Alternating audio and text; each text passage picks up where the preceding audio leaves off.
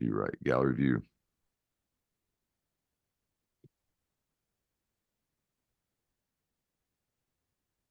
Hey, everybody. Welcome to the show today. I'm excited to talk to my friend. This is Geo Derice. He is a speaker.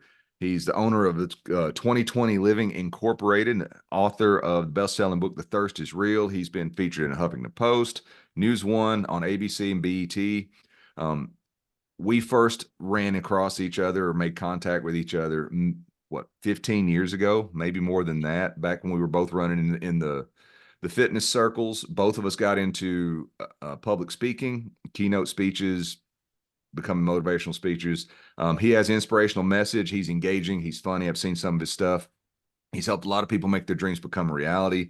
He's currently in the book publishing world. And what he does is he helps people self-publish. And he's done that for over 80 people, over 80 books in the past few years, consulting with authors with his signature program called First Book Done.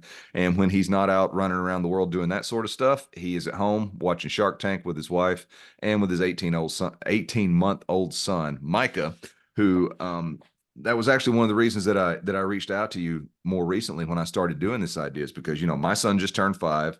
We're both dads of young kids and going through that. We have similar backgrounds, a lot of similarities between the way that we got to where we are now. And even to the point that before I hit record, we were like, what do we want to talk about? What do we not want to talk about? And both of us agree that talking about politics is a waste of time for a number of reasons. One of which is just a waste of time. But two is like, we don't really pay attention to that because we don't want to bring that negativity into our world. So, really glad that you decided to come on here, have a talk with me today, Geo, and thanks for coming on board.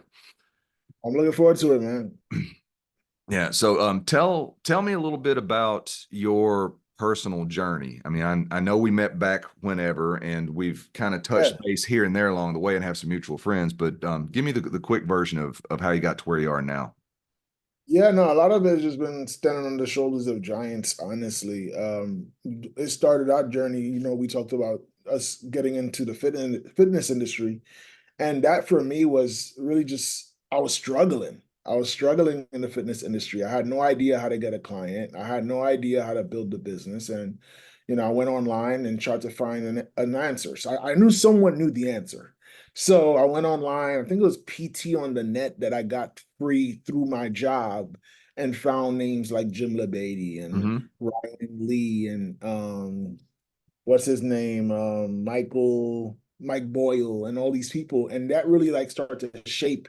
And I took little pieces of their stuff. So Mike Boyle told me how to do functional strength training. And Ryan taught me the business of personal training. And Jim LeBady told me the sales. And I started to just grab all on their coattails and figure out like, how do I go and do this? And I found success in just looking at those who had success. There's this quote that says, "Success leave clues." I went ahead and did that for a little while, and then got into marketing with Ryan, right? And we worked for years, and that's really where I got my MBA, right? Like I didn't go to school for business, but I got my MBA working with Ryan, and it was just an amazing experience. But I've always been mentored by somebody, and I was always following some kind of model, and it's always led me to the next thing. So book publishing, found somebody who did it modeled, right? So I'm never reinventing the wheel, but I will find a wheel and then I'll steer it to where I want to go next. So that's me in the gist. That's yeah. That's I was trying to think, where was the first place that we met? Was it in It had to be like a Ryan Lee boot camp or yeah, something. It had to be one of those. there was a couple of those that I went to that I can like see the venue in my mind. And Stanford, Connecticut. Yep. one in Stanford, and it seems like there was one in New Jersey. Were you at one in New Jersey? The one in New Jersey. No, I don't remember if we did one in Jersey, but I did go to an event in Jersey where Arnell Rika Franca got together with some people, Eric Moss. There was a small collective there. I think maybe Jeff Cavalier may have been there if I'm not mistaken, but Yeah. a lot of good people that we've met along the way, man, just and still seeing them doing stuff, which is really interesting. Yeah, I think it was that event in Jersey where I first met Arnell and Eric, and had a conversation with Eric that night. And I had just started my journey into becoming a performing strongman. So it was all fresh and all new to me, and I was not very good at it. I was Yeah. strong, but like I wasn't very refined and didn't have the showmanship and all that sort of stuff. And I've heard Eric tell the story before that when we first met, I took a frying pan and rolled it up into like a burrito shape and handed it to him and said, "Join us." That was Which, funny. I remember the frying pan. I remember the frying pan. That yeah, was like, I yeah, do remember. That was your okay. signature move. That was your signature move. It was a cool feat. And you know, the thing about it, I kind of stopped doing that feat for a couple of reasons. A lot of people started picking up on it and doing a frying pan bend, but instead of rolling it up really tightly, the way I was taught to do it by Dennis Rogers, they just kind of fold it and make it more of a taco rather than a burrito, right? Mm. And people really don't recognize the difference between the artistic like precision that goes along with rolling it up tight enough that you can like one thing that I've done many times in the past is those watch bands that don't come completely apart. You like Yeah, yeah, click a yeah. thing and it spreads out bigger. Is roll a frying pan up and stick it through that hole. Um, or like I've never done this particular one, but Dennis Rogers would do it. He would roll it up and put it inside of a water bottle, like a liter sized water bottle with the screw off cap, and you can't do that if you just fold it up. But Wow. um, I see people like Eddie Hall's done it on TV before, and I'm not knocking Eddie Hall at all. He's incredibly strong, but he doesn't know the technique. And like if I spent like 30 minutes with him, he could do it exactly the right way. Or the way that I'm talking about. I'm not knocking him at all. He doesn't know and doesn't care, honestly, Yeah, yeah, yeah, yeah, yeah. Um, but like so many people have figured out that that they could go to the Dollar General and get an aluminum pan and then kind of lay on it and fold it into a taco shape. And like it kind of started to cheapen the feet for me a little bit. Plus the Gosh. pan, yeah. So plus the pans that I use um were of higher quality. And so every time I would do a feat like that, it wound up I would be at like 40 or $50, which is fine, but in order to do something well, you have to practice that thing. And so Correct. I wasn't really interested in spending $300 or $400 a week on rolling pans. That makes sense. Makes sense to me. Yeah, but I'm pretty sure that was the event that we first met. And yeah, Ryan Lee, Jim LeBady. I met Pat Rigsby back then, probably Brian Grasso, a bunch of Yeah, guys like that. yeah, Yeah, yeah. yeah, fun times. And so we fast forward to now, and both of us um, played in the fitness industry for a while, got Yeah, out of the fitness industry, got on yeah. stages. Um, Correct. I've written two books. You've written, you probably do that in an afternoon. Um, but very, very similar stuff with our path and very similar steps in our past is what I'm trying to say. Right. Um, so I'm curious. I know that your message is inspirational. Your message is empowering to people. Um, how did the mental journey that you went on for yourself to arrive at a place to be able to stand on a stage and talk with authority about that subject? Because I haven't talked to you in a while, don't know you that well, but I've always known that you're a man with integrity, right? And so you're not going to get up on a stage and talk about something that you're not living yourself. So from what I've seen of you speaking, I know that you have lived the things that you're saying. So there's this journey that goes on within the mind of being able to go from wherever you are to wherever you want to be, and you have to become that person before you have to be that person before you can become that person, so to speak, right? Yeah, yeah, Be, yeah. as within, so without. So how did that particular journey influence your approach to life and specifically being a dad? Yeah, no, I think that the biggest thing for me when it came to that journey was on a personal level, I had a gap, right? And the gap was there's a knowledge gap that existed. I'm the oldest brother, so I didn't have somebody who was able to tell me, around that corner, there's a trap, or around that corner, there's this temptation thing that you're gonna fall into if you're not careful, that can go and kind of open up Pandora's box in a negative way. I didn't have that. So not having that, I experienced certain things that I felt like could have been easily avoidable.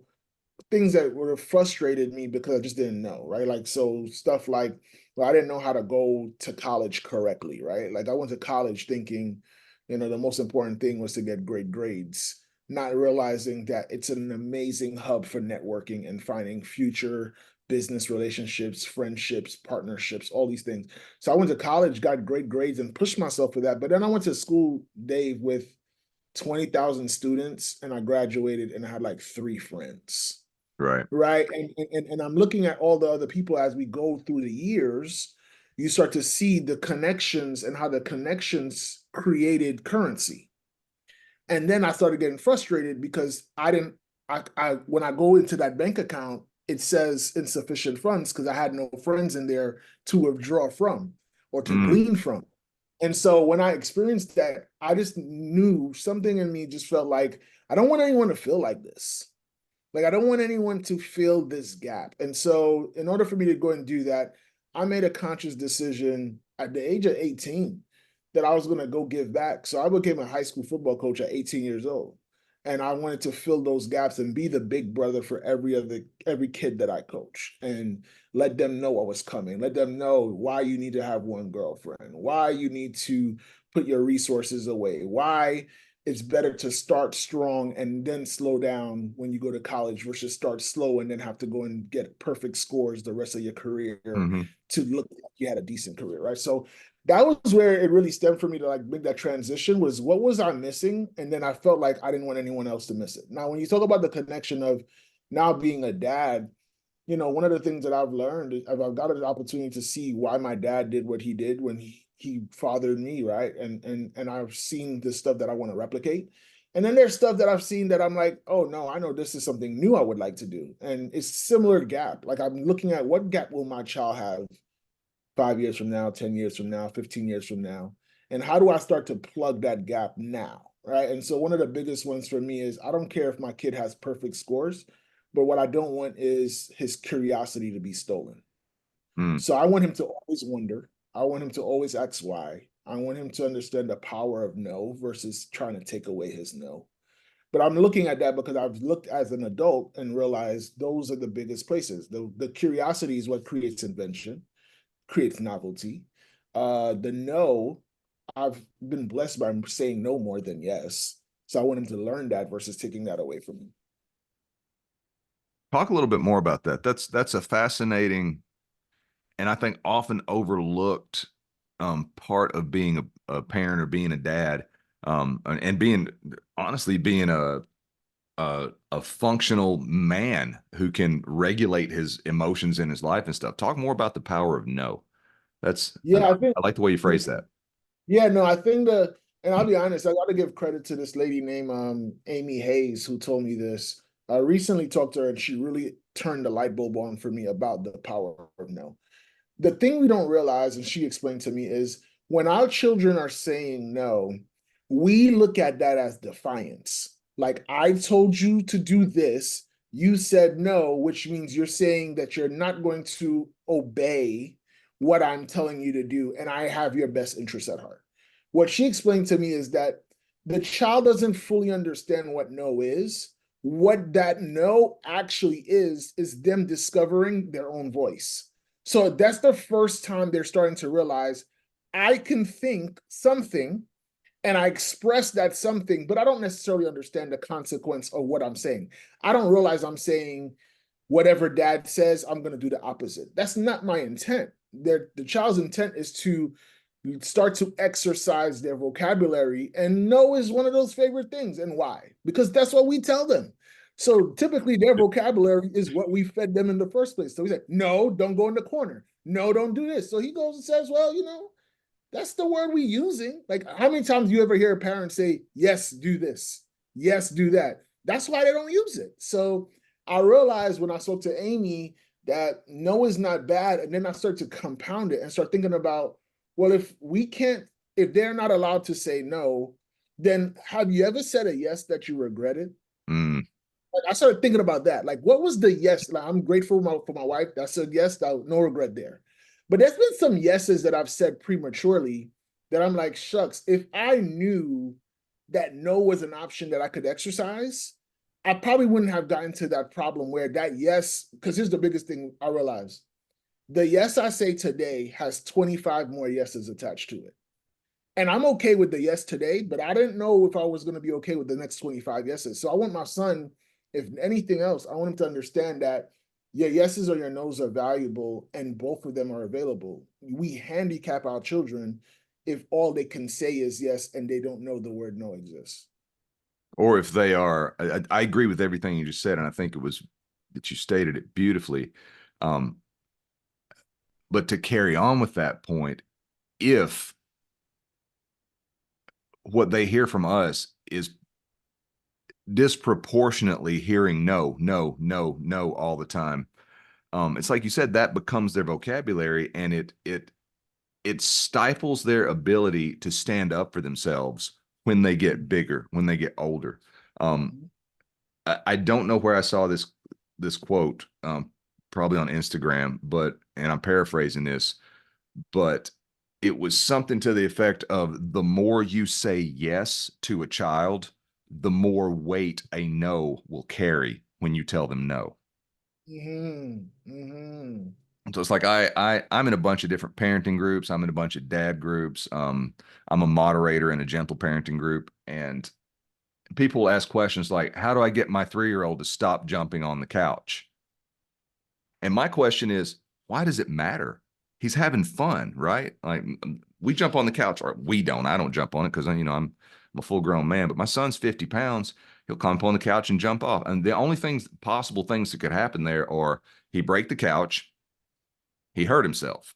Those are the only Right. two possible negative outcomes. And if I'm monitoring him and made him aware of all the surroundings that are going on, the chances of those things happening are minimal.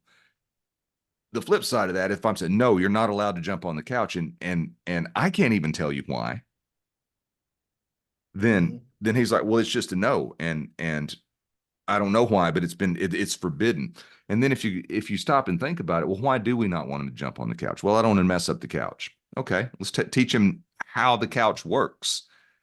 Teach him what would mess up the couch versus what doesn't, and operate within those boundaries. I mean, that's true all over the place in everything that we do in life, right? I mean, if we were going to if we were that concerned about a child getting injured from jumping on the couch, statistically speaking, we would never put them in a car.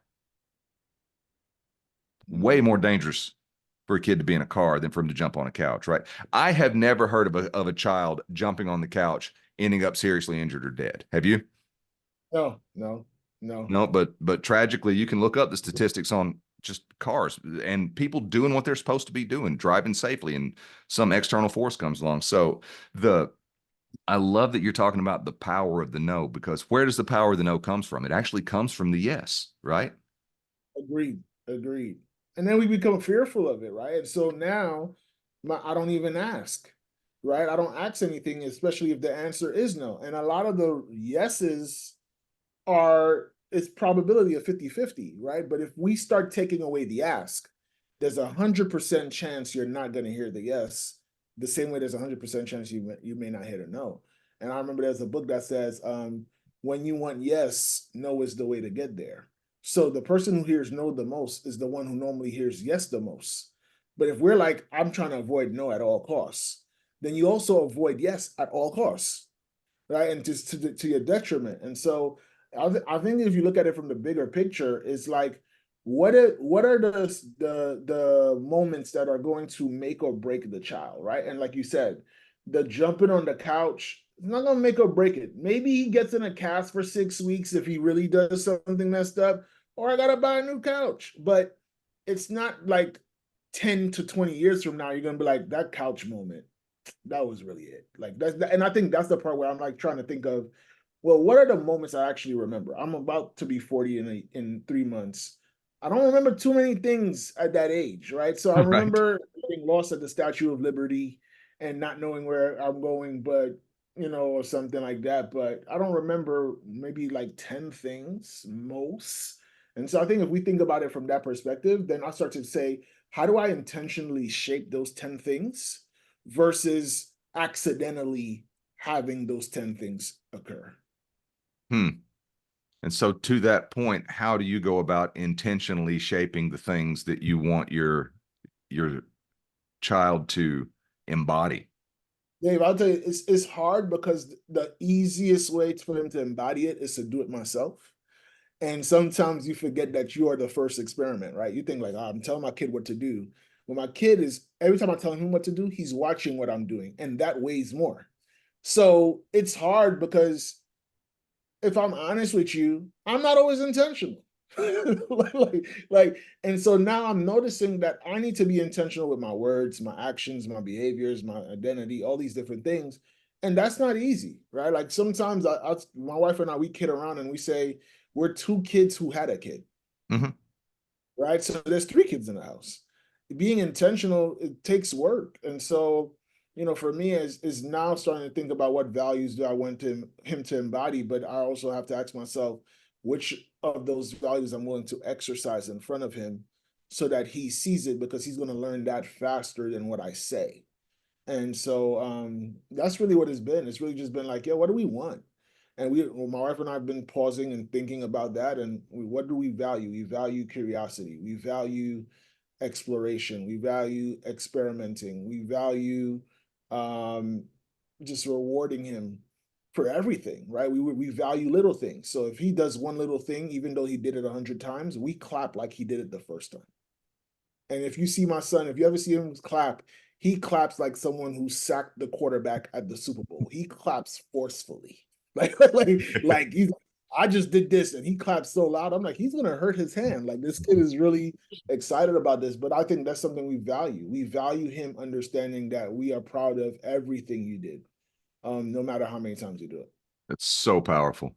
So powerful. One of the first things that I ran across when I found out we were going to have a kid, and I'm like, okay, I need to get myself to be the guy that I want to be, was the idea that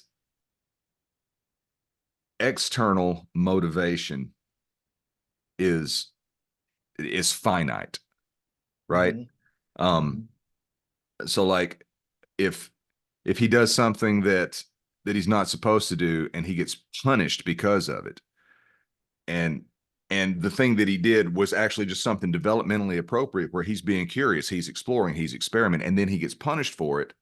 Well, he learns not to be curious, he learns not to explore, he learns not to experiment, right? And so it shuts all that down. The flip side of that coin is I am, and I'm not intentional all the time either. I mean, we're human, we're men, and we make mistakes, and okay, the important part is, can I, and am I intentional about being intentional most of the time? You see what I'm saying? It's like, and am I aware when I'm not being intentional? Yeah. Because that self-awareness, oh, wait a minute, it's like this literally happened just a few days ago. I was doing something. My wife and I take turns. We both self-employed, work from home, and he was with her, and I was working. And I had gone up into the other part of the house, and she, I don't know, needed to do something real quick, and so I'm gonna hang out with you for about 10 minutes while mommy goes and does this thing, whatever it is, kind of thing, right? And I got an alert on my phone from something that I was doing while I was working, so my mind was still in work mode, even though I was with him. And so I'm looking at my phone. He says, Daddy, will you put your phone down and play with me? And I'm like, absolutely, I will. Absolutely, I will. And so I sat it down and walked away from it. Whatever this is, it can wait 15 minutes. That kind of thing. Um, and I don't think he would have that ability if all of his motivation for doing things well came from my wife and myself just saying, we're really proud of you. You did a great job. And I say all that to set up this punchline, or not a punchline, but to set up this point.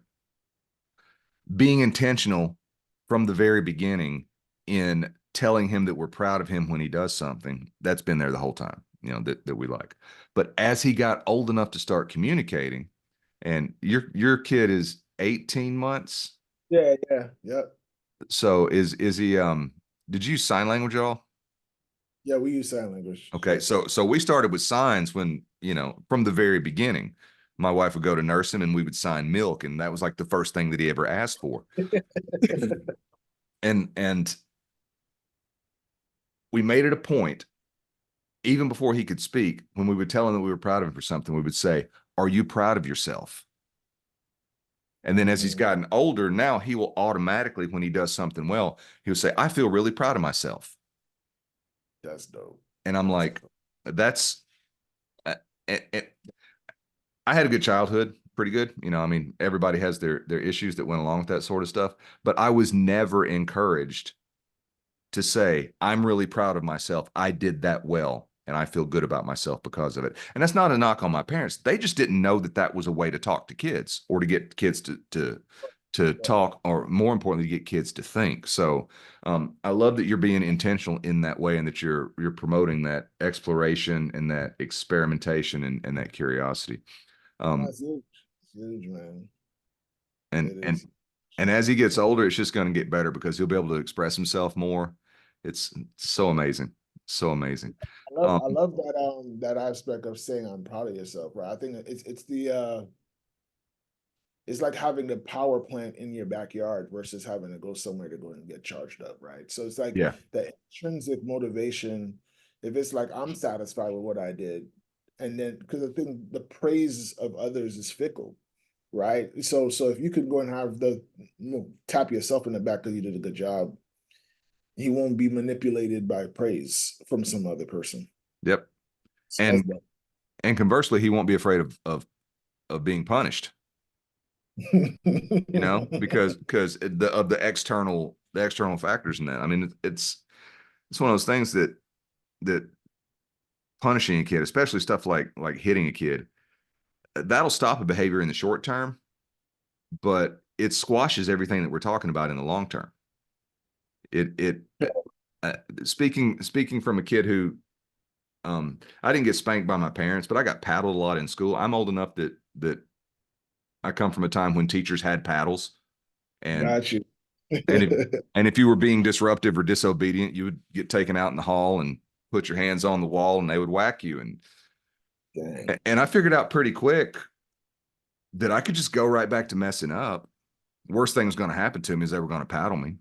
So what, right? It didn't affect me the way that it was intended to do. But looking back on it now, I'm like, that is a really cruel, barbaric way to try to get a kid to be obedient. And everybody would talk about good kids versus bad kids, and what they really mean is obedient versus non-compliant, right? And, Correct. and I at no point ever want my son to be judged on his quote unquote goodness by how well he blindly follows directions without question. I think that is, I understand that for sure. That makes sense.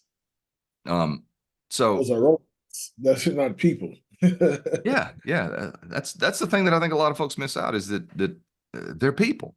They're full humans. They're not like fully developed, but they're full humans the moment they're born.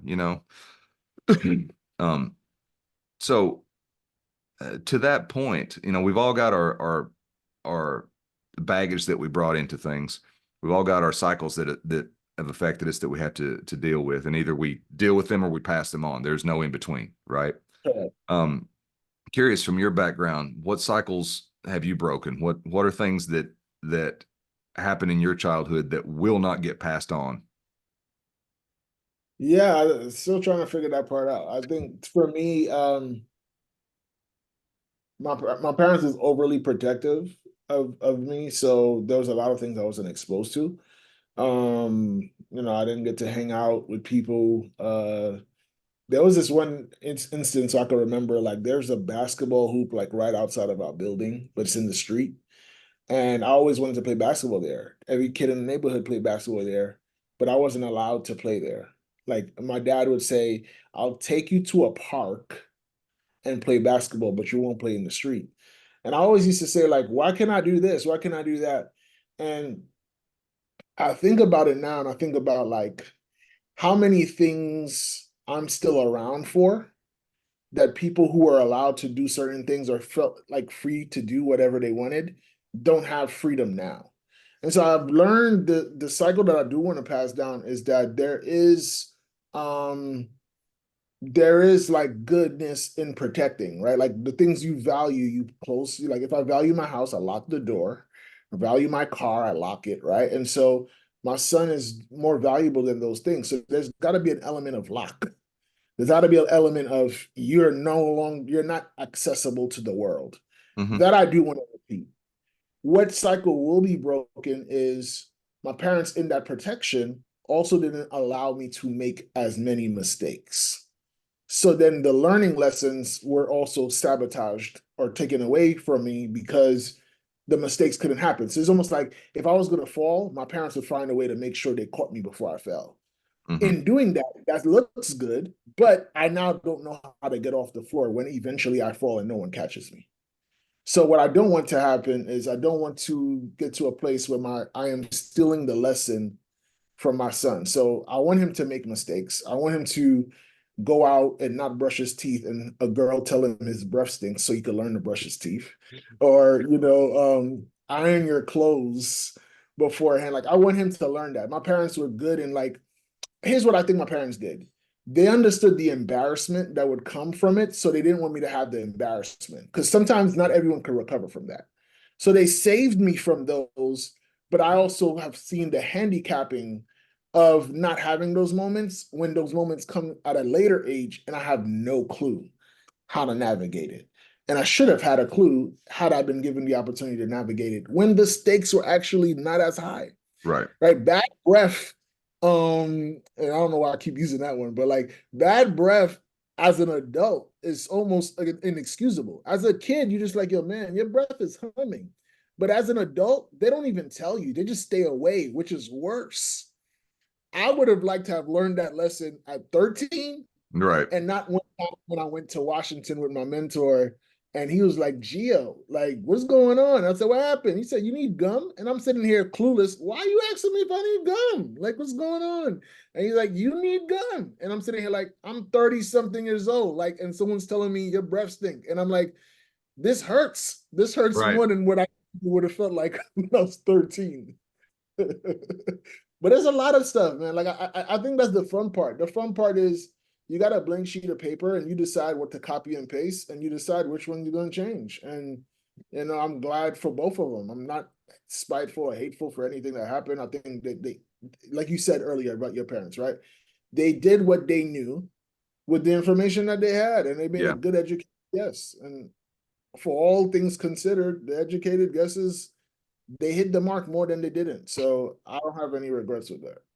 Yeah. Both my parents are gone now, and my mom for 10 years now, and my dad for a little over 3. And when my dad was in his final decline, my sister and I were with him, and um, we're fortunate that his mind was sharp right up till the very end, even though his body was failing him. And he, we talked about at the end a lot of the things that we weren't aware of when we were kids that they were doing for us. That, you know, and I think it was like this perfect storm kind of thing of my dad's on his way out. My son was a year and a half old at the time. And, I was at the time I was 50, right? Because I'm 54 now. I was 48 when my son was born. So I've done that in a reverse order from a lot of people, but at the same time, I feel like 25-year-old me would not have had a clue as to how to handle this situation as well as 50-year-old me did. So I'm thankful for that. But um, we started finding out more and more stuff that was going on there. About how my parents were raised, about how they chose to raise us, about what they chose to continue, about what they were ignorant of, and about what they chose to stop. And um, one of the things that both of them were very mindful of stopping was any sort of hands-on physical stuff or shaming either. I mean, um, they weren't as aware of that as they were about the physical stuff. But my mother, I remember her telling me that one of the things that she promised herself that she would never do if she ever had kids was to backhand a kid across the mouth, right? Because that apparently happened to her a lot when she was younger. And so, um, as you get older and you're able to understand what your parents actually went through, or for me anyway, I'm able to look back and be like, they did the best they could with what they had kind of sounds like, well, they did the best they could, but really the way that ought to be expressed is they did the best that they could with a very limited amount of resources. I love that you And said that. I think the narrative, if you don't watch the tone, is almost like you're grading on a curve, right? Like you're like, oh well, they didn't have much, but it's like instead of the praise of how did you get this much out of this? exactly. That when we say the best, we're talking about like they found a way to make a nickel into $1. Like that's the improvising, the resourcefulness that they had. And if they had more, they would have done more. But the ability to turn a nickel into $1 in terms of experience, in terms of time, when I said the example of I couldn't play street basketball, right? In replacement of that, my dad on his 1 day off, 2 days off, would take us to the park from 7 a.m. to 7 p.m. I would have never played basketball the whole week for 12 hours, but I had 12 hours on Saturday. He played with us. He didn't rush us. We had halftime while we were playing basketball, and we went to McDonald's for halftime and then came back to the court. So those are the things when I look at it, I'm like, you know what's important? And when we said earlier about like don't tell your kid no or whatever, or you said, hey, jumping on the couch, what's wrong with it? I think the biggest mistake we make is like, don't tell me what I can't do and don't replace it with something. Exactly. So when you tell me don't play street basketball, but then you say, hey, but look, I'm gonna take you to play basketball for 12 hours on Saturday.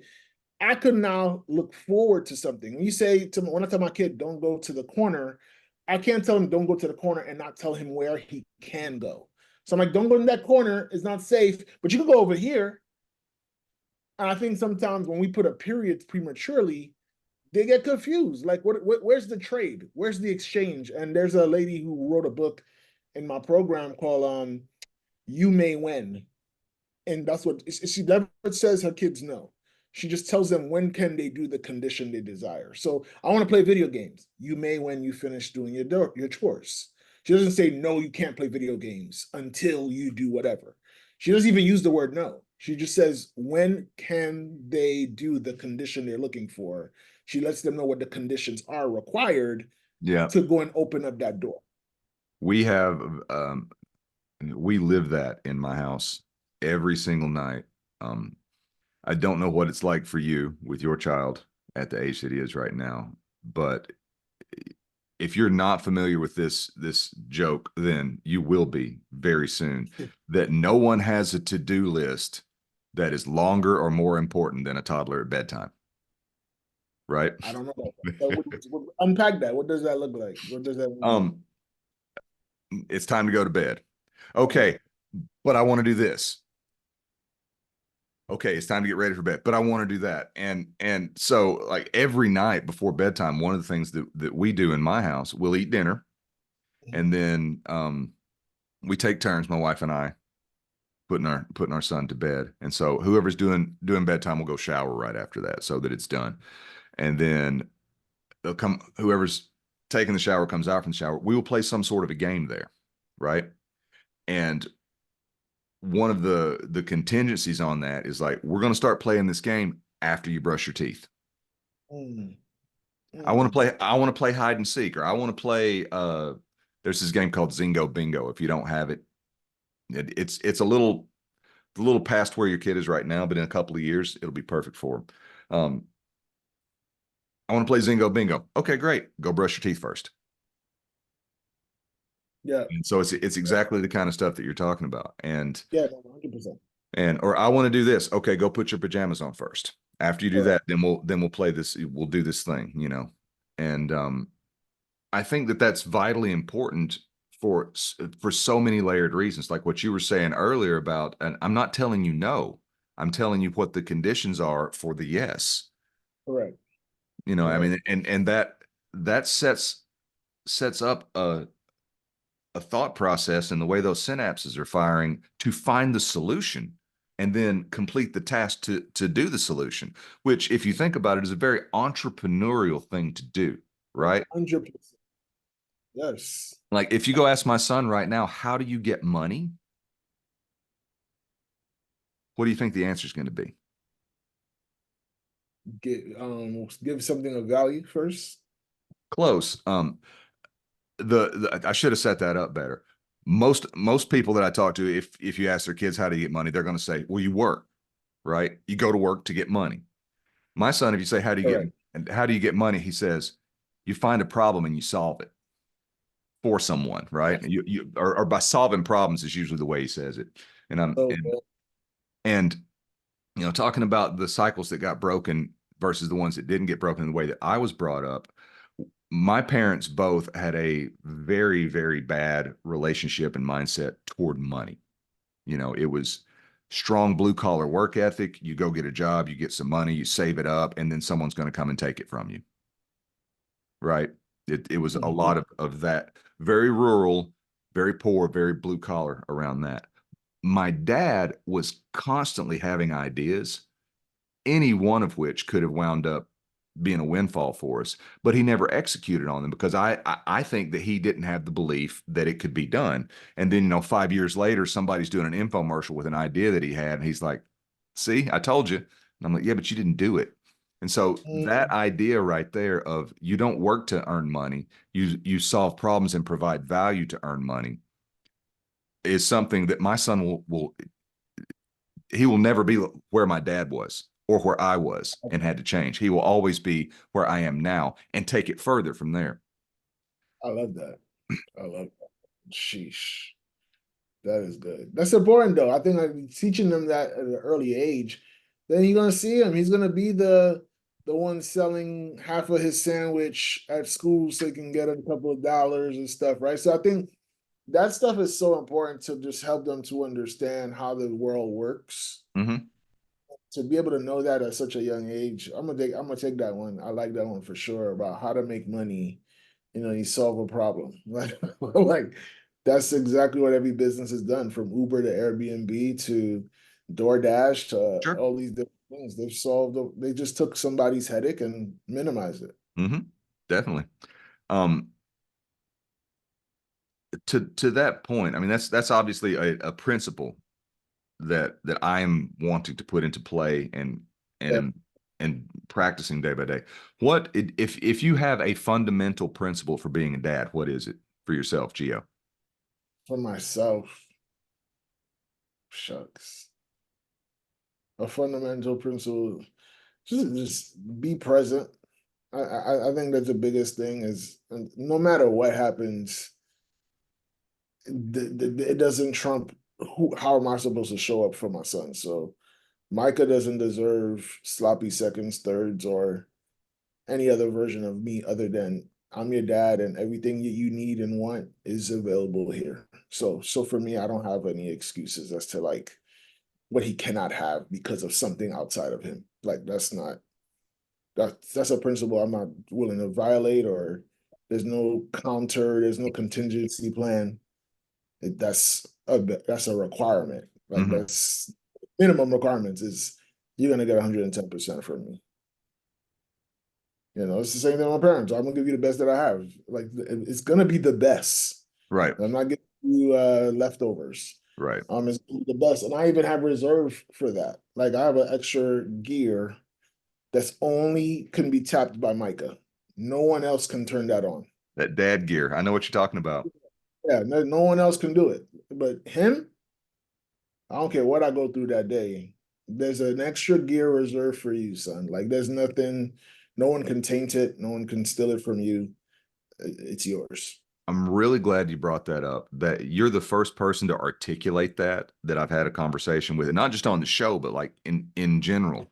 Um, but I've had the same kind of thought that you're talking about. You got that extra gear. That's a really good way to put it. Um, from lifting and from being in fitness and like for me for doing strongman feats and stuff, there's a place that you can go internally that exceeds whatever limit you thought you had when you're expressing yourself physically.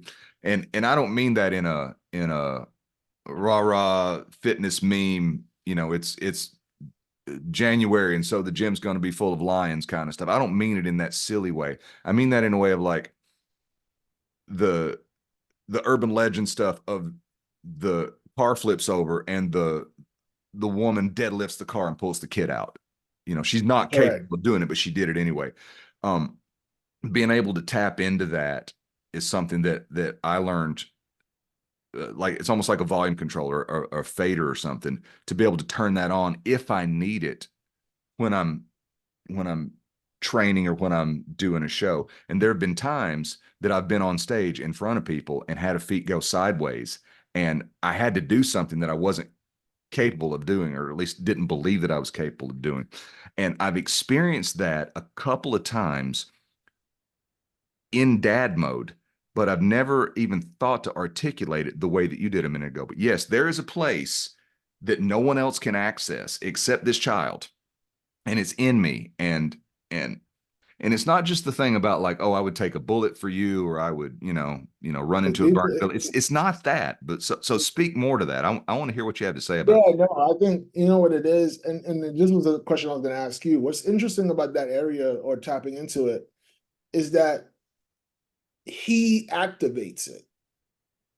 I can't even fabricate it. Like there's been stories where they said back in the days, Michael Jordan would make up a story that the opponent said something negative to him so he can kick it in an extra gear. Mm-hmm. Right? It was fabricated. I can't fake the moment. I can't foreplay it or kind of set it up. It's organic and only he can unlock it, right? So if he needs something from me, I don't even have the opportunity to tap into the gear. The gear responds to the child. So when he does something or say something, it's like the cap comes off. I didn't take it off. It's reserved for him. And if it's reserved for him, he should be able to withdraw and deposit as he see fit. And that's what happened. So I can't even take credit for it and say whatever. I just thank the good Lord that, there's that reserve in there, but that's how it was designed. I don't go and say, well, you know what? Micah's going to need me, so let me kick it up a gear. It's when Micah needs me, the gear just unlocks and it's Mm-hmm. not available until Micah says, I need this. Like, and so that's the part where I was going to ask you, like, do you sometimes feel like you're consciously getting into that gear? Or is it like something that's almost so automatic that's like your son does something and you don't even have time to say, I'm going into gear? Like what, how does it come out for you? It's not a conscious thing. I'm with you on that one. I'm consciously aware of it as it happens, Got but you. I'm not able to conjure it up consciously and say I'm going to do this. It has to be a response to something, just like you Yeah. said. And um, I'm trying to think of like a good example of that, but it's escaped me. What's an example for you for when this Yeah, has no, happened? I think, shucks, I think, I could be on like 20 minutes of sleep, right? And he needs me to get up, go and do something, walk around, carry him, even just having the emotional bandwidth for whatever he's going through in that moment, right? And I think the ability to be sleep deprived, but withhold your aggression sometimes when a child asks for something that you're like, you don't really need this right now. But to be able to have the ability to say, okay, he's still a child. Because when you're tired, sometimes you can't tell the difference between who's making the request, right? You're like, yo, listen, I'm gonna talk to you like an adult, but you get on my nerve and I don't have any energy. I've noticed that there's more times than not. I'm not innocent in that I've never said anything negative or something out of bounds, but most of the time when he's able to come to me at that moment, I'm able to carry him. I'm able to, 20 minutes sleep, still go and swing him around and jump around like I just had 3 espressos. And I'm wondering, like, and the minute I'm done with him, I go right back to the way I was depleted, Right. right? But in that moment, I'm like jumping up and down, singing songs, making up songs. Like there's stuff that I've done that I'm like, I don't like dancing. I dance with him. I don't like singing. I make up songs. I'm like, who is this guy? Right? Like, but for him, there's not a person I won't be. So, or I'm not capable of being. So that's the part that's scary when you say the conscious part, like when you realize it. I'm like, I don't have no beat or rhythm, but for some reason, when I have to make up a song for him, it makes sense and it got rhythm. So I'm like, like it's in there somewhere, but it's not for for public use. Right. It's for Micah's use. That's only for him. Well, and to that point, I'm sure that when your wife was pregnant and you were waiting on his arrival and looking forward to meeting him and all that, and even after that, if you're like I am, you were constantly bombarded with people telling you how hard it's going to be and how much Mhm. everything's going to change and how you're never going to sleep again and all of this stuff that's just boom boom boom, and I'm like, why did you even have kids? Is what I'm thinking. But and yes, all of those things happened. Sleep deprived, a lot of just emotional chaos flying around in the room because he's young, like a baby, doesn't know how to communicate his needs. But it's incumbent upon me to figure out his language, right? And Mhm. and so with all of the being told how hard it is, very few people, and one person was my dad who said, "Yeah, there's going to be a lot of hard stuff, but it's totally worth it, and you're going to experience things." I'm paraphrasing. You're going to experience things that you never would experience any other way, Mhm. good and bad, more good than bad. He made it a point to tell me that, which is kind of cool. What with me being a son and all. Yeah, I but get that. but what I very early on taught myself to call up when I'm in a situation like that. It says, okay, everybody talks about how hard it is. They're complaining. They're not just reporting facts. They're complaining. Okay. But there are some facts here. This is difficult. I'm on 20 minutes sleep. It's 2 o'clock in the morning. He's crying. I don't know why. Oh, this is what the hard part feels like. It's going to be Mhm. hard. This is the hard part. This is what it feels like. Next time this rolls around, I am equipped to know more about what the hard part is going to be because I'm being mindful and intentional and paying attention in the moment rather than complaining about it, wishing it would just be over with. Correct. And I was Correct. able I was able to link that back again to physical training. Like when you're in the middle of a really hard workout and you've decided I'm going to do this many reps or I'm going to run that far, I'm going to, bend this particular piece of steel, and you flip that switch, you learn what hard is in a different way. And I was able to kind of my mind works by drawing comparisons between similarities. And I Got think you. that one of the reasons you and I both agree not to talk about politics is because politics by its very nature is divisive. It is Very much looking it is looking for what do you believe? You're on the other side. I don't believe that. So correct. it sets up that divisiveness. And I learn better, and most of the people that I've worked with or coached, I find that they learn better if we can find the similarities between things that seem dissimilar and make that connection. Now we've got more parts of our brains that are working together. So It's funny you said that. I was listening to something earlier today by Malcolm Gladwell, mhm. and he talked about how what makes things interesting is when we have things that don't go together, but we find similarities with it, right? And he talked about how if I told you um, about red delicious apples, and I told you something about apples, those are same things. So there's no wow factor.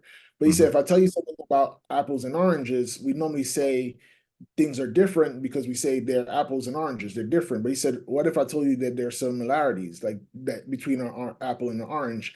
That's more intriguing, right? And so I'm been big, man. Like one of the things I've just secretly amongst my circle, I've been kind of coined the metaphor king, and it's because I'm always fascinated about trying to find ways to speak in pictures from somebody else's point of view and make them see my point of view by bridging those two worlds together. And this is a powerful thing, man, where you could able to go and make those connections with those similarities. Because then you can go and you reach from stored experience, right? So when you say, hey, in the gym, I know this, you know what that 10th, 11th, 12th rep felt like. That's that 2 a.m. 20 minutes of sleep part, right? It's like when you say, I don't have no more, you know from the gym, you had more. You had more. You had Mhm. 11 and 12th rep. You can say whatever you want, but somehow you found that 11th and 12th rep, right? Right. So I think it's super important. There was one thing I did want to bring up, and I think this conversation with dads, and I've never shared this publicly, but I think it's something that's important. And this was what happened when it was when it came to my mind when we was talking about, my wife being pregnant and things like that. One of the biggest things I thought of was we had a close friend couple, and their wife went through postpartum. And when I saw that, I made a decision to not to do everything in my power to make sure my wife don't have postpartum. I saw what it looked like. I wanted to support her. I wanted to do everything that I possibly could. What I did not realize, similarly to like how breast cancer is always looked at as only just a women's disease, but men could get it. I didn't realize that that the father could get postpartum. So as I'm trying to take the bullet for making sure no postpartum bullets go to my wife, and I get in the way, I didn't realize that those things started to happen to me. So, in full transparency, I've had suicidal thoughts, right? As a father, right? Like I've had those 20 minutes of sleeping got me thinking, like, yeah, I don't want to do this no more. Not because Mhm. I don't love my son like that, but I suffered from postpartum because number one, didn't think I could have it. So why would I put any guard up to protect myself? I'm like, I'm just protecting my life. And then when I got it and I noticed it, I said, oh, snap. Like this is not gender specific. This is just a condition that comes through the process of having children that if you're not mindful of or careful of, you can get it too. And I Mhm. think that's the part where I don't want no dad to think that in your attempt to save your wife or to be a hero that you are not going to be susceptible to certain things. And I just don't want any dad to go through that because I think there's this emotion that sometimes taints the experience of you being a dad because you just didn't even know to put the guard up or to speak. And we're not supposed to be emotional. And so I can't say these things out loud. What does that look like? And I just want to pop that bubble in a platform like this where you're empowering dads to let them know like postpartum is not a woman specific condition. And so as you're protecting your loved ones, don't forget to protect yourself too. Definitely, definitely. There's so many what I would think or what I would call misconceptions or misrepresentations of fatherhood for sure, but also of masculinity as just a concept in general. Um, I'm very fond of saying that when we have our kids, we don't have instruction manuals. No, it don't matter. All we can draw on though is whatever our own personal experience was Mhm. and whatever the media has provided to us. And what the media has provided to us for as long as I can remember is disproportionately portraying in like TV and movies and books, stories, whatever, disproportionately portraying the male masculine, specifically fatherly stereotype as being either a bumbling idiot like Homer Simpson, the iron-fisted disciplinarian, oh no, my dad's going to kill me. I don't, if my son, when he's a teenager, does something stupid and gets in trouble, I do not want his first thought to be, oh no, my dad's going to kill me. I want him to be, oh my God, I need my dad here now. He'll know how to figure this out. And I don't want him to fear me or any of that kind of stuff. And you have a few others. You have the absent provider. My whole job is to get up, go out, work, come home. I put food on the table, put a roof over your head. I'm going to go to bed, and then on the weekends I'm going to play golf or video games or whatever. And then, oh my God, they grow up so fast. The time flies by. You weren't there. That's why it flew by, is because you weren't there. You see your kid for 30 minutes a day. Yeah, it's going to seem like they grew up fast. That's true. So, so I'm thankful that you brought up the whole postpartum experience and how that's not a gender specific thing, because one of the things that is just completely toxic about masculinity, and I'm still on the fence as to whether or not I think toxic masculinity is a thing or whether it's just a misapplication of the energy of masculinity. And it's just, you know, is it toxic masculinity or are you just a dick?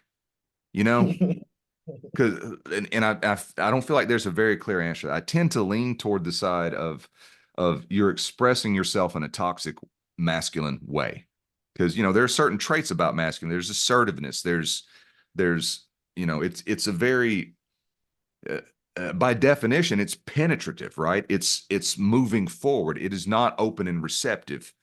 And um, I think there's a lot of misconceptions around that have evolved into things that still exist for us, like, real men don't cry, you know. But then you look at like, But do you yeah, think about who created this narrative though? Like, so like when we think about, you say, okay, are they acting like a bunch of douchebags, or if it's toxic masculinity? It's like we're so quick to overly label something to justify behavior, right? mm, So like, so now we're going to say, okay, well, if I call it toxic masculinity, it's now a medical issue. It's not a personal issue.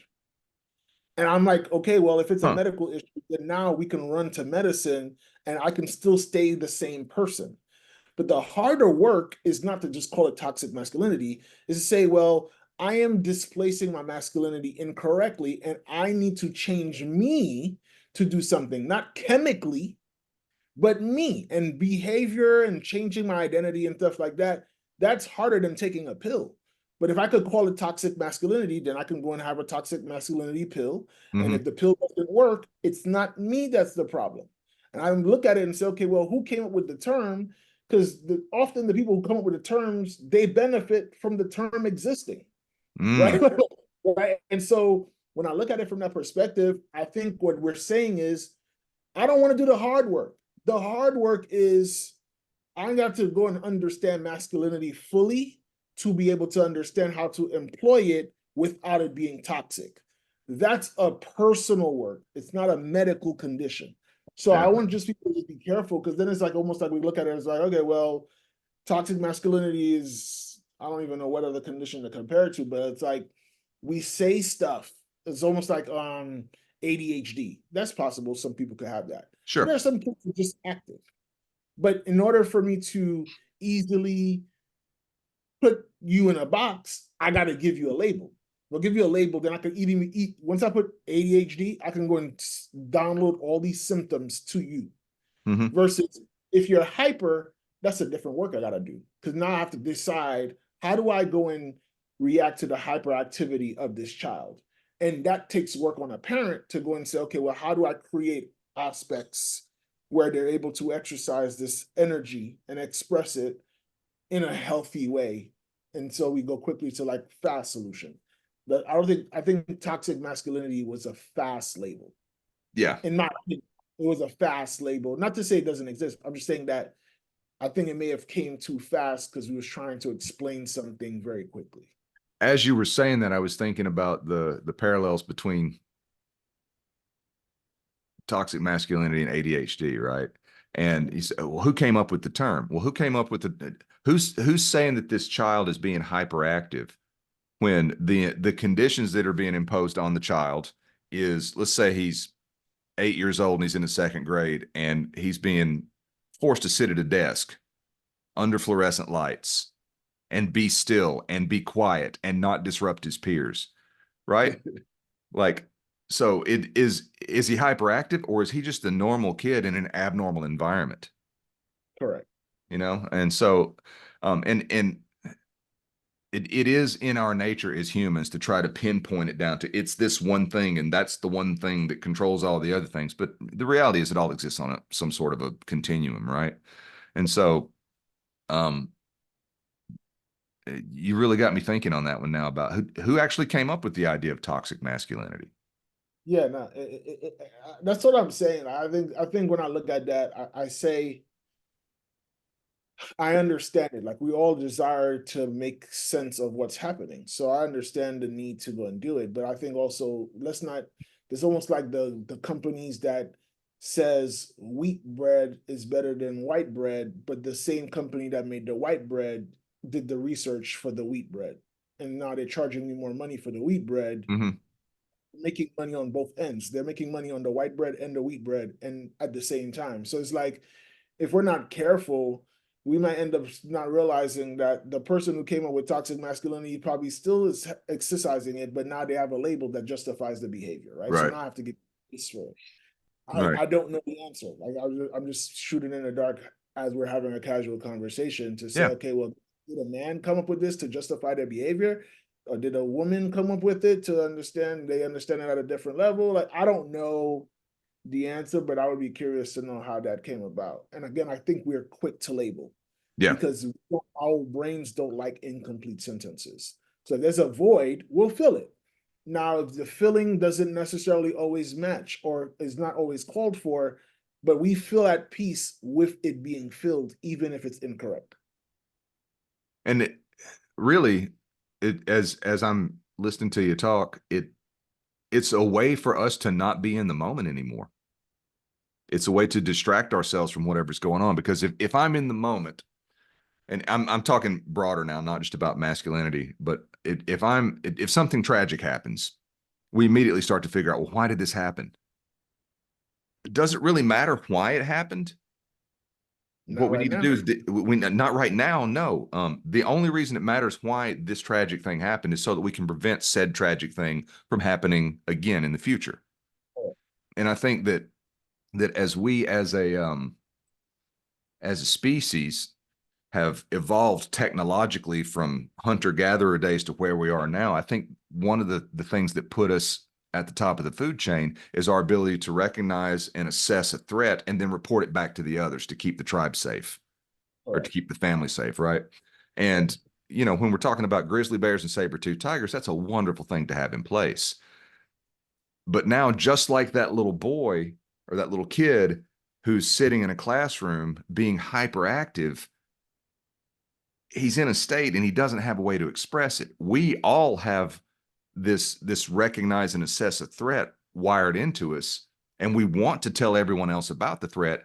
And social media has turned it into complaining about things that we have no control over and have no intention of changing. It's just recreational outrage at this point, which again is a good reason not to talk about politics. Because did you hear what the guy on the other side said? Well, yeah, what about what your guy said? And then what about her? And it just turns into this thing where we have this urge to protect. And I think that's evolved into a need to complain about things without ever coming up with a solution because we're hardwired to avoid that danger. But there's no actual present danger there. It's just us complaining at this point. It's I feel like harder I kind to of feel like I stop. kind of tangented off of that, but this is a good conversation. I like this. Yeah, I think it's just there's when you talked about the hard work is seeking understanding. The hard work is not quickly fixing the problem because sometimes in quickly fixing the problem, we misunderstand what the problem really was. So I think sometimes it's like, okay, well, we need to be more selective as to which fights are worth fighting, so we don't have to rush to a solution. But if we, but if we're trying to go and just like, hey, well, let's chase the problem, and then just hey, let's create more problems so that we can become valuable because that's how we make money. That's where we get into trouble. Because the same Mhm. thing we say about, hey, well, how do you make money? Solve a problem. Well, you know how to make money?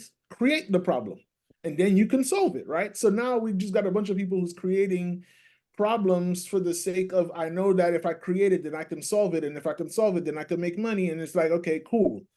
And so we got that part of it going on too. So if I create a new label, what does a new label have? A new label has a new brand, new way of living, medication, new doctors, new practices.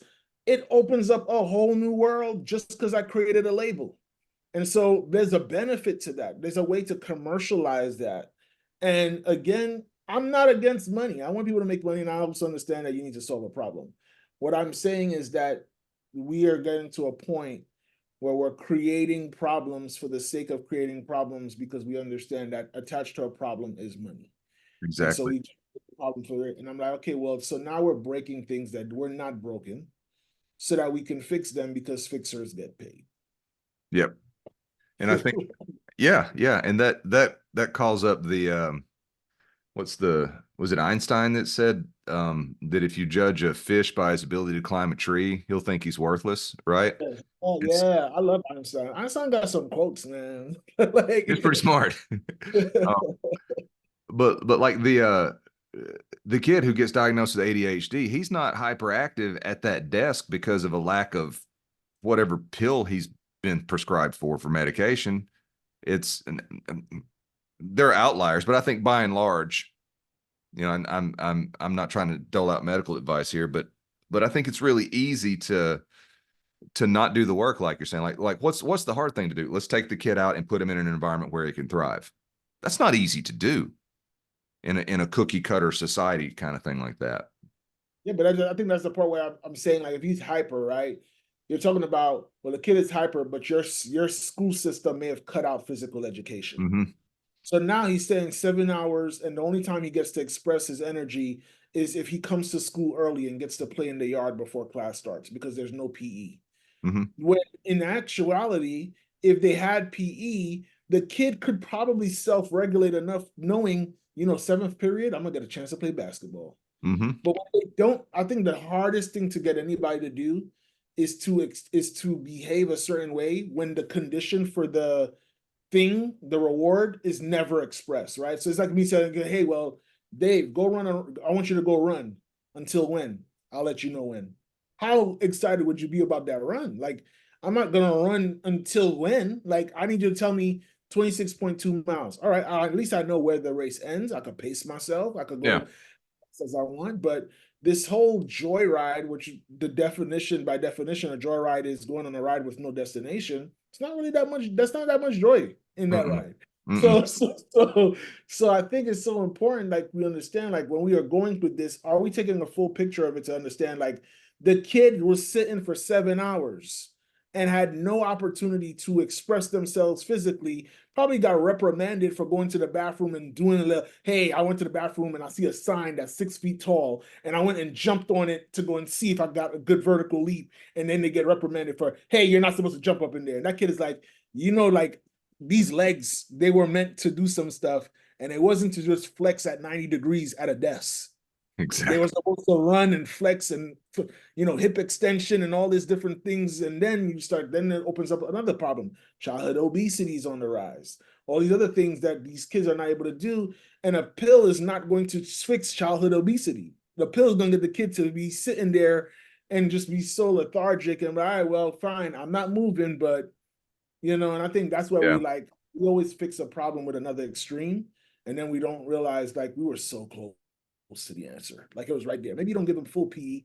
I know I had PE twice a week. I didn't have it every day, Mm-hmm. but we had recess where we could do 30 minutes outside and stuff. So I feel like there's a lot of stuff, man. Like, there's so many layers to it, which is why we can never find a solution. Because it's like, it's not even A to Z. It's A to Z, 1 to 100. Then we start putting colors in it. It's like doing math when when you used to do math, and then they started introducing letters, and we're like, why are there alphabets with these numbers? Like, what's going on here? It just opened up another door. Then my goddaughter is struggling with fractions and decimals. She's like, why is there periods with the numbers? Like, what's going on here? What do you mean 1/4? Like, why does one have to be over four? Like, it opens up a new world. And I think that's where we start to get to a level of confusion. But more conversations like these allow us to get one step closer to clarity. Yeah, and you're right. We won't ever get to the solution for, societal, but it's the starfish on the beach throwing them back in the water, right? If you and I have this conversation and we both walk away from it improved in some way, and we become better fathers and better men and better humans as a result of that, that's good. Yeah, I love that starfish story. Now that you Yeah. kind of speak, I forgot that one. Yeah, yeah. Um, so we've we've described this, but we haven't actually labeled it. So I'm going to put a label on something now. Okay. And the label is positive role model, right? Mm, Um, we've we've hinted at it. Kids are going to do what we do. They're going to be who we are, or we're going to mhm, be who, or they're going to be who we show them to be, mhm. right? And so, in your words, how do you define a positive role model? Mm, mm, mm, mm, mm, mm. Positive role model. Yeah, I mean, I think it's just something you can repeat that is that pays off and has a positive dividend to it. So I think, like, it don't have to be your parents, it could be anybody, but I think just something that I saw an example and it produced fruit, right? Like that's the simplest way I could look at it. Is a positive role model is when I copy what the behavior of that model is, something positive came out of it. In its simplest form. Again, like I said, it could come from many different places. Doesn't have to be a parent. It'd be dope if it was. It would be cool if we were our children's first positive role model and not somebody external. Um, but there's a lot of them out there. There's a lot of positive role models out there. We just got to find the success and model, take the clues that they have. And I think a level of humility is super important to be able to have that. I think one of the biggest mistakes, now that you ask that question, is thinking that there's only one positive role model.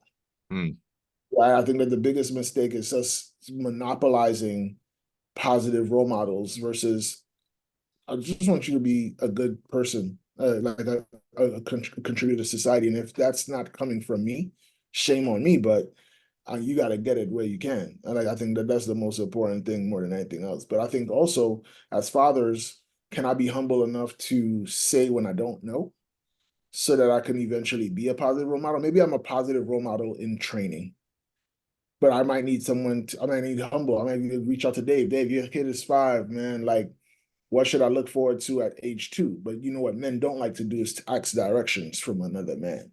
So like, right. So I don't want to let you know that I don't know because my ignorance can then be taken advantage of. But I think if we just understand, like, that maybe we got to be a little bit more trusting and understand. Yeah, vet your people, but don't stay in the dark. Like, ask the question that you need so you can get the light, so that the positive role model can be downloaded onto you as fast as possible versus you trying to figure it out for so long. That's why I said earlier when you said, how did you get to where you are? I look for models because I'm trying to be efficient and I don't care about the source in terms of who gets the credit. right. I know my son's going to benefit from it. So if Dave told me something that's going to benefit my son doesn't necessarily care if it was co-signed by Dave or if it was daddy who came up with it. He's experiencing the positivity of the situation. But too many times we're like, I'm not going to be positive if it doesn't say made by Geo. Right. And I was like, yo, but then your son now has to wait. So now he gets positive on delay because it needed to be labeled with your name on it. Well, Like, and positive on delay leaves that void, and nature abhors a vacuum. And so if you're delaying the positive out of your own ignorance or arrogance, and I'm of the opinion that willful ignorance, choosing to remain ignorant, is the highest form of arrogance that there is. I don't need to know anything else about this thing. I've got it all figured out, But you're leaving that void for someone else to come in and be a role model, and that may not necessarily be the role model that is best for the kid or that you want for the kid, right? I'm real fond of saying our kids are looking for heroes, and it's up to us to be that hero, or they're going to go find somebody on TikTok. Do you want to be your kid's hero, or do you want Ask Clown 420 to be your kid's hero?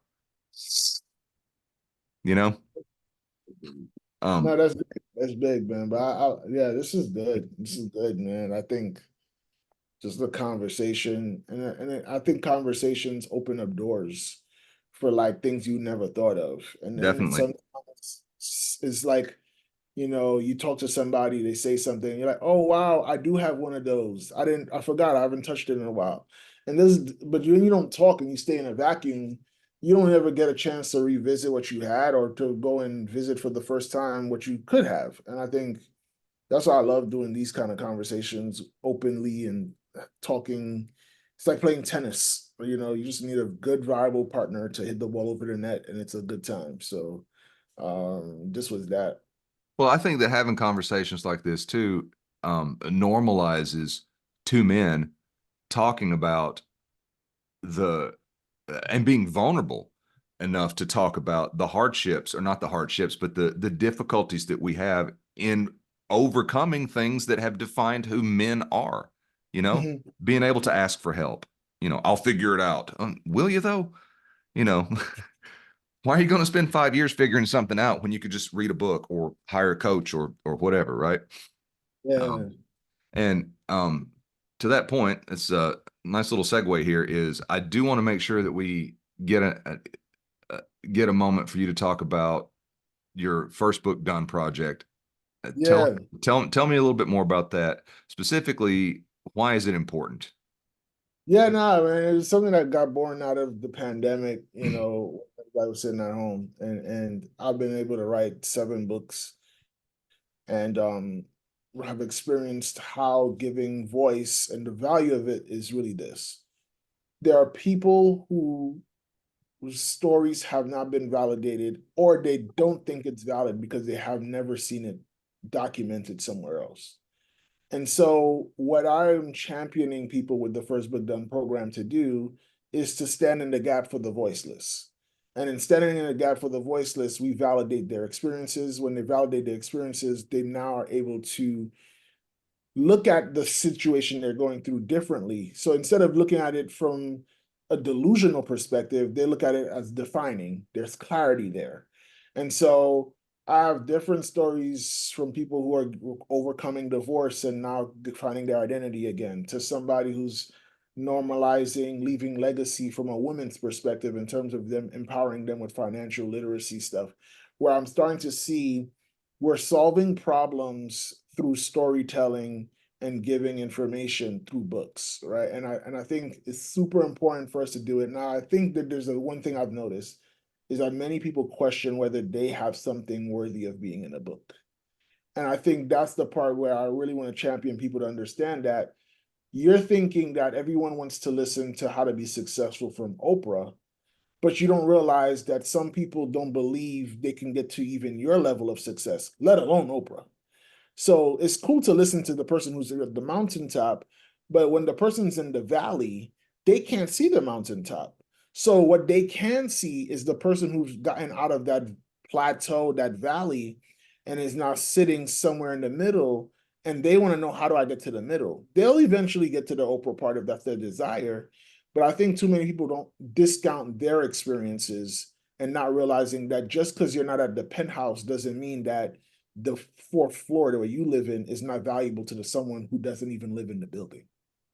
So I want you to understand, like, people who want to be where you're at, and you're thinking, well, when I get there, I'll tell them back there. And they're Mm-hmm. like, your there is my somewhere I wish to be one day. I remember Arnell used to tell me this, a mutual friend. Arnell used to tell me that the thing you despise, someone else is praying for. Mm. He's telling me that. He said, the thing you're like, man, I hate my car. Someone is saying, I wish I had a car. Someone is saying, man, I hate my 2-bedroom apartment. Someone's saying, I wish I had an apartment. And so I'm noticing that, and I think with the First Book Done program, what I'm helping people do is taking normal people who have a heart for helping people and giving them a vehicle to package their information and experiences in a way that somebody values them. Someone sees them as a brand, someone sees them as an authority figure, someone sees them as credible, and now it positions them to be able to help more people. I'm not a woman who's got been divorced, so I can't speak to that, but I can, through First Book Done, champion someone who has gone through that, Mm. empower them to write that story so that the woman who is going through divorce and feels like they've lost their identity can reclaim it when they get Nefertiti's Wade's book that's coming out next year, right? So that's the vision behind it, is just to go and help champion people to be problem solvers, because I really think they are. But I think the cool thing about a book is it's just one of the best ways to package that experience and information in a way that people respect from the beginning. That's beautiful. And as you're telling me all that, I'm thinking about Micah, and I'm thinking about he's growing up in a house where books are a treasure. It's and not just like having books on the shelf and we read books to Yeah. for enjoyment or to better ourselves, but like books are a form of communication that enable a person to take whatever their gift is, put it into a tangible form, and pass that gift on to someone else. Um, I I don't think that you can measure the power that impact is going to have on him. So hats off to you for that. Listen, Dave, it's funny you say that. In my bookshelf, there's a book with me on the cover, and I always tell my authors, put your picture on the cover because you never know. And Michael walks up to the book and he goes, Dad.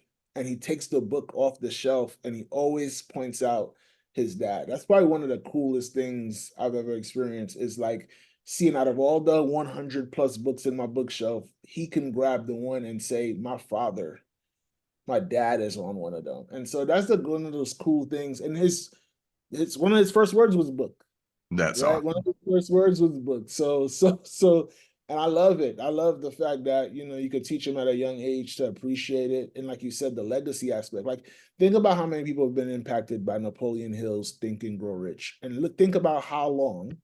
Like, there you go. There you go. There's right there. And I didn't even write. Arms reach, man. Arms Think, reach. yeah, Think and Grow Rich, and think about how long Napoleon Hill has not been on this earth. Hmm. And still his words still are powerful for masterminds. How powerful about just surrounding yourselves with people and asking questions, how much 3 feet from gold and all these different things that you're thinking about. I'm like, I would have never known it if he didn't take the time to say, it's not enough for me to know.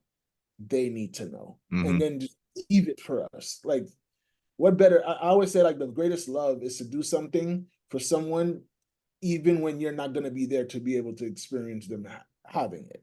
Like, that's I love you so much that I'm preparing for your great grandchildren that I'll never get to meet, but I'm planting seeds for you to be able to bless them with homes, whatever. Yeah. That's a different level of love. Yeah, the guys that are in the Advanced Demand program or Advanced Demand Project program, one of the things that I talk about in there is the necessity for us as men, as dads, to become the transitional character for our lineage, right? The transitional character being defined as that one person who showed up and made such an impactful change that it altered the entire family tree going forward. And we all have the ability to do that. And I think about you helping these people write these books, people who thought, man, I'd love to have this in a book, or I would love to be able to share this message with other people. How many of those people are going to eventually, 300 or 400 years from now, when you and I are long gone, is the work that you're doing going to be impacting those generations because someone got in contact with Geo and got their first book done? It's powerful stuff, man. That's a good way to put it. Yeah. I'm gonna download that. Yeah. Um,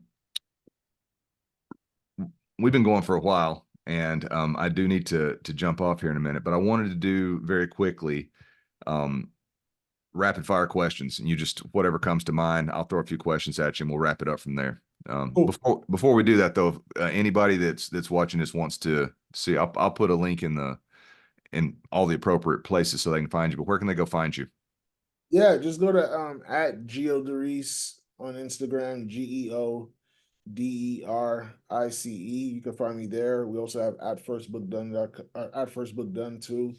But those are the best places to reach me. DM me. I'm always answering those things because you never know who needs the help. So that'll be the best place to get me. Very cool. All right, rapid fire. You ready? Let's go.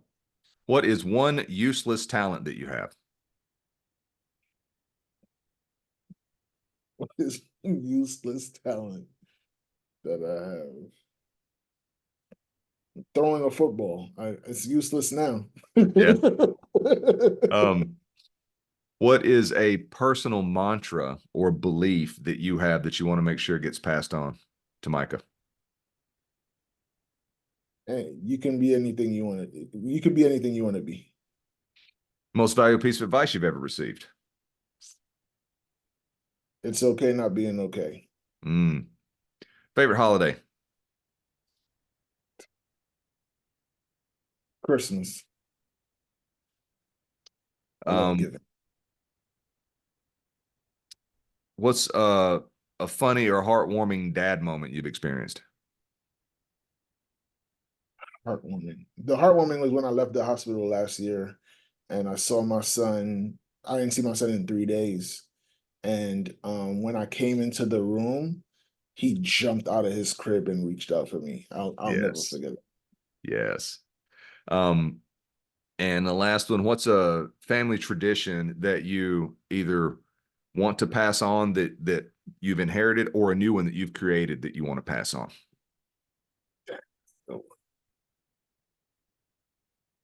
Praying praying together at night. That's the Mm, biggest one. My mom and dad was notorious for that. Like it would be like 11:59. We were like, let's make believe we're sleeping. Maybe they'll let us slide this time. And they're like, nope, it's midnight, time to pray. And I'm like, shucks, that's something I definitely want to repeat. very cool.